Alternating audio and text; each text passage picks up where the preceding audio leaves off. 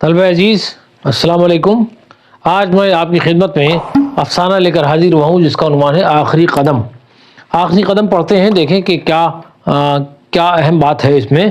آؤ آج تمہیں ایک بہت اچھے آدمی کا حال سنائیں جسے اس کے جیتے جی بہتیرے لوگ برا کہتے تھے، اور مرنے کے بعد اس کی نیکی کا حال بس وہی جانتے ہیں جن کے ساتھ اس نے بھلائی کی تھی، اور شاید بعضے تو ان میں سے بھی بھول گئے ہوں گے۔ اس نیک آدمی کے پاس بڑی دولت تھی، مگر یہ ان لوگوں میں سے تھا جو اپنے دھن دولت کو اپنا نہیں بلکہ اللہ میاں کی امانت جانتے ہیں، جو بس اس لیے ان کے سپرد کی جاتی ہے کہ اسے ان کے بندوں پر صرف کریں۔ خود ان کی اجرت یہ ہے کہ اس میں سے یہ بھی بس موٹا جھوٹا پہن لے اور دال دلیا کھا کر گزر کر لیں۔ ہاں، تو یہ نیک آدمی بھی اپنی دولت سے خود بہت کم فائدہ اٹھاتا تھا۔ ایک صاف سے مگر بہت چھوٹے مکان میں رہتا تھا، گزی گاڑھے کے بہت معمولی کپڑے پہنتا تھا، اور کھانے کا کیا بتاؤں، کبھی چنے چاپ لیے، کبھی مکہ کی کھیلیں کھا لی۔ ایک وقت ہنڈیا چڑھی تو 3 وقت کے کھانے کا انتظام ہو گیا۔ دوست احباب جنہیں اس کے حال کی خبر تھی طرح طرح سے اسے کھیل تماشوں میں رنگ رلیوں میں گھسیٹنا چاہتے تھے، مگر یہ ہمیشہ کچھ نہ کچھ بہانے کر کے ٹال دیتا تھا۔ آخر کو سب میں بڑا کنجوس مشہور ہو گیا۔ اس کے دوست اسے میاں مکھی چوس کہا کرتے تھے۔ بعض دوست اس کی دولت کی وجہ سے جلتے تھے، وہ اسے اور بھی چھیڑتے اور بدنام کرتے تھے، مگر یہ دھن کا پکا تھا، بڑا برابر چھپ چپاتے اپنی دولت سے کسی نہ کسی کی مدد کیا کرتا تھا، اور اس طرح کی سیدھے ہاتھ سے دیتا تو الٹے کو خبر نہ ہوتی، اور زبان پر ذکر آنے کا تو ذکر کیا۔ نہ جانے کتنی بیوائیں اس کے روپے سے پلتی تھیں، کتنے یتیم اس کی مدد سے پڑھ پڑھ کر اچھے اچھے کاموں سے لگ گئے تھے، کتنے مدرسے اس کی سخاوت سے چل رہے تھے، کتنے قومی کام کرنے والوں کو اس نے روٹی کپڑے سے بے فکر کر دیا تھا، اور وہ یکسوئی سے اپنی دھن میں لگے ہوئے تھے۔ کئی شفا خانوں میں دوا کا سارا خرچ اس نے اپنے سر لے لیا تھا، اور ہزاروں دکھی بیماروں کو بے جانے اس کے روپے سے روز آرام پہنچتا تھا۔ لیکن یہ مشہور تھا وہی کنجوس مکھی چوس، دنیا کا کتا، نہ اپنے کام آئے اور نہ کسی کے اور کے۔ کوئی اس پر ہنستا، کوئی خفا ہوتا تھا، سب اسے برا سمجھتے تھے۔ آدمی کتنا ہی نیک ہو، دوسروں کے ہر دم برا کہنے سے جی دکھتا ہی ہے۔ اس کے دل کو کبھی کبھی بڑی ٹھیس لگتی تھی، جھنجلاتا تھا، آنکھوں میں آنسو بھر بھر آتے تھے، مگر پھر صبر کر لیا کرتا تھا۔ اس کے پاس ایک خوبصورت سی کتاب تھی، چکنا چکنا موٹا کاغذ، نیلے کپڑے کی سبک سی جلد، پشتے پر سنہرے حرفوں میں لکھا ہوا تھا حساب امانت۔ اس کتاب میں یہ اپنا پیسے کا حساب لکھا کرتا تھا، جس کو کبھی کچھ دیا تھا سب اس میں درج تھا۔ کہیں کہیں کیفیت کے خانے میں بڑی دلچسپ باتیں لکھی تھیں، یہ سب بات کو لکھی گئی تھیں۔ کسی یتیم کو پڑھنے کے لیے وظیفہ دیا ہے، 15 سال بعد کی تاریخ دے کر کیفیت کے خانے میں درج ہے۔ اب احمد آباد میں ڈاکٹر ہیں اور وہاں کے یتیم خانے کے ناظم کتابوں کے ایک کاروباری کو سخت پریشانی کے زمانے میں 2000 روپے دیے ہیں۔ کئی سال بعد کیفیت کے خانے میں لکھا ہے، آج خط آیا ہے کہ انہوں نے رسول اللہ صلی اللہ علیہ وسلم کی سیرت پاک نہایت صاف اور سادہ زبان میں لکھوا کر 1,00,000 نسخے طلبہ میں مفت تقسیم کیے ہیں۔ خدا جزا دے، خیر دے۔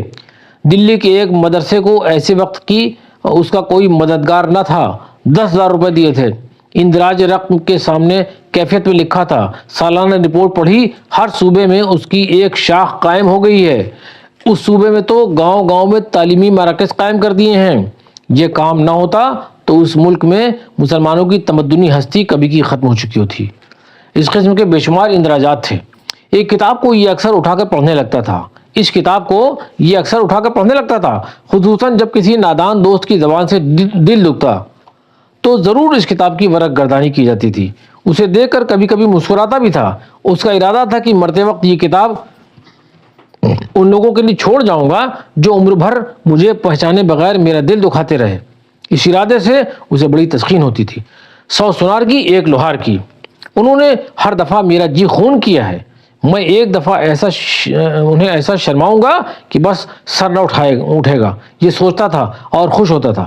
ہوتے ہوتے بڑھاپا آن پہنچا، بدن جواب دینے لگا، روز کوئی نہ کوئی بیماری کھڑی ہے۔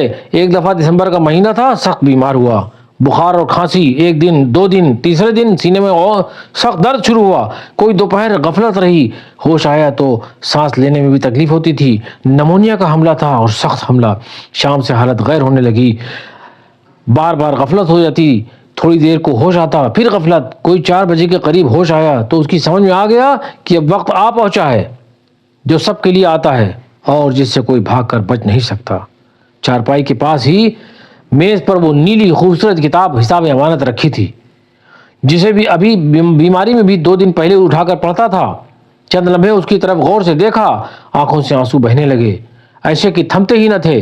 किताब की तरफ हाथ बढ़ाकर उठाना चाहा, कई मरतबा कोशिश में उसे मुश्किल से उठा पाया, फिर कुछ सोच में पड़ गया। ये अजीमुशान घड़ी और ये छोटा ख्याल, उनको शर्मा कर तुझे क्या मिलेगा? तू अपना काम कर चला।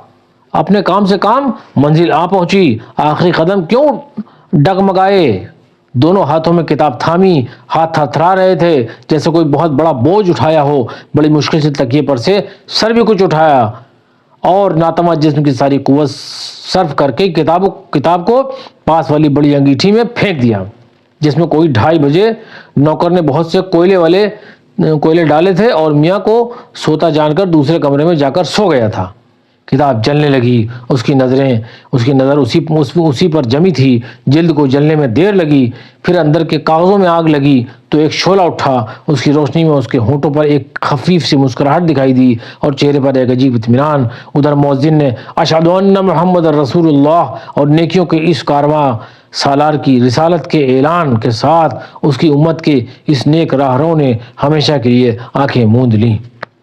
कहानी आपको देखा कि कितनी जो है वो इसमें दर्द भी है, सबक भी है और जो है वो कहा गया है कि हाँ वाकई में कुछ जो लोग काम करते हैं वो जो है वो इसी तरह से काम करते हैं और उनको इसी तरह से काम करना भी चाहिए। बहरहाल ये कि इस कहानी को मैंने पढ़ा है, इसके बाद अगले वीडियो में मैं इसको समझाऊंगा भी आपको और मुझे उम्मीद है कि ये कहानी आपको सुनकर अच्छा तासुर आपके जहन पर कायम हुआ होगा। मैं इन्हीं कलिमात के साथ आपसे रुखसत चाहता हूँ और जो है खुदा हाफिज़।